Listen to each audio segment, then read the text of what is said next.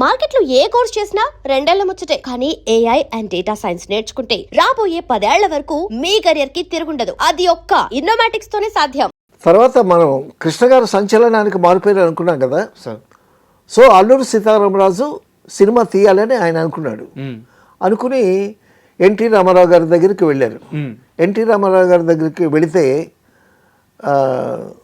అన్నగారు ఇలాగా మేము అల్లూరి సీతారామరాజు చేయాలనుకుంటున్నాము అంటే ఆల్రెడీ వీళ్ళు ప్రిపరేషన్స్లో ఉండి ఆయన దగ్గర ఒక మాట చెప్పుదాము పెద్దరికంగా ఉంటుందని ఆయన దగ్గరికి వెళ్ళారు. ఆయన కూడా ఇది వరకు ప్రయత్నించున్నారని తెలిసి ఆయన ఆల్రెడీ స్క్రిప్ట్ తయారు చేసుకొని మేము చేస్తున్నాం బ్రదర్, అది మా దగ్గర స్క్రిప్ట్ ఉంది, ఎందుకు ఆపానంటే అందులో కమర్షియల్ ఇంగ్రీడియంట్స్, అందులో ఒక పాటలకి స్కోప్ లేదు, ఒక డ్యూయట్ స్కోప్ లేదు, సో కమర్షియల్గా ఎక్స్పెక్ట్ చేస్తారు కదా అని ఆపాను నేను.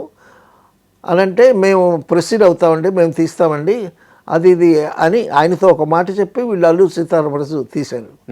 చాలా అద్భుతంగా తీశారు, చాలా కష్టపడి చేశారు. అందులో ఫోటోగ్రఫీ కానీ, ఆదినారాయణరావు గారు మ్యూజిక్ కానీ, మహారథి గారి డైలాగ్స్, మహారథి గారు ఒక ఋషిలాగా ఒక యోగిలాగా కూర్చుని ఆ సినిమా స్క్రిప్ట్ అంత అద్భుతంగా రాశాడు ఆయన.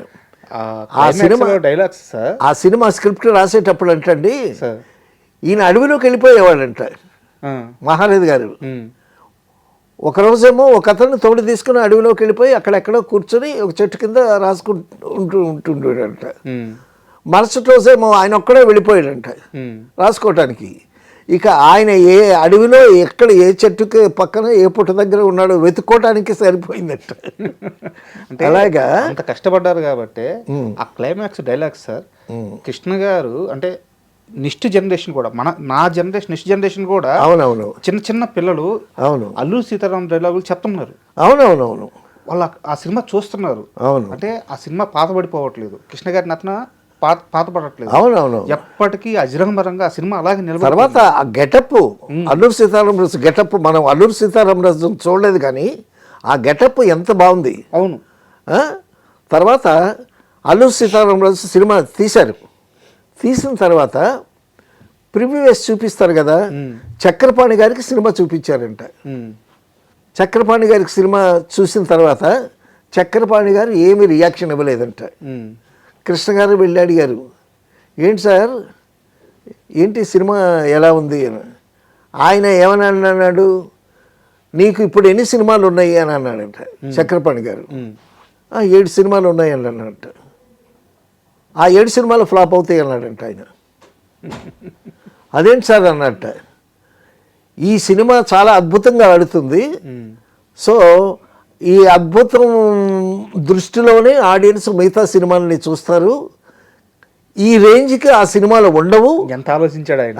ఉండవు కాబట్టి అల్లూరి సీతారామరాజు రిలీజ్ అయిన తర్వాత నీకున్న ఆ 7 సినిమాలు ఫ్లాప్ అవుతాయి అన్నాడు. అలాగే జరిగింది. అలాగే జరిగింది.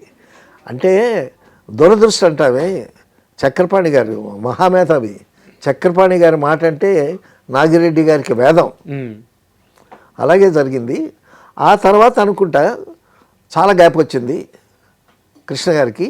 తర్వాత ఒక సినిమా తీసి 100 days ఆడిన తర్వాత మళ్ళీ ఆయన కంబ్యాక్ ఇచ్చారు. అండ్ డబ్బుల విషయంలో కూడా ఇప్పుడు నా దగ్గర ఇంతే ఉన్నాయంటే అంతే తీసుకుంటారంట సార్, ఖర్చు అయిపోయి సినిమా రిలీజ్ అయినా చూసుకుందామంటే అలాగే అంటారంట. అంతే, అన్నిటికీ అలాగే అంటాడు ఆయన. డబ్బులు అసలు పట్టించుకోడు. తర్వాత